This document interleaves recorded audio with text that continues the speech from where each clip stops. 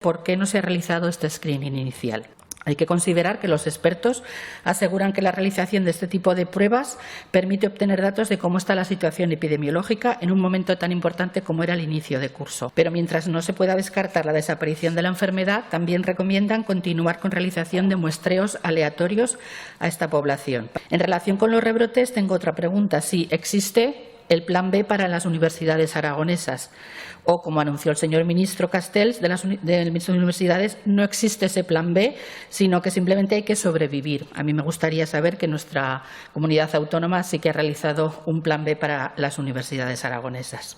El decreto ley establecía una forma de reparto de este fondo de educación que no ha sido consensuada con las universidades, ya que los rectores pedían que se distribuyera de forma proporcional al número de alumnos y, sin embargo, el Ministerio no los ha escuchado y la Universidad de Zaragoza le corresponden aproximadamente unos 8 millones de euros del total de los 53,5 que va a recibir Aragón. Y en este sentido, mi pregunta es si le parecen que van a ser suficientes, si ya están trabajando con el rector en la forma de distribución y de justificación y si se va a hacer el pago efectivo este mes a la universidad o cómo están gestionando estos fondos.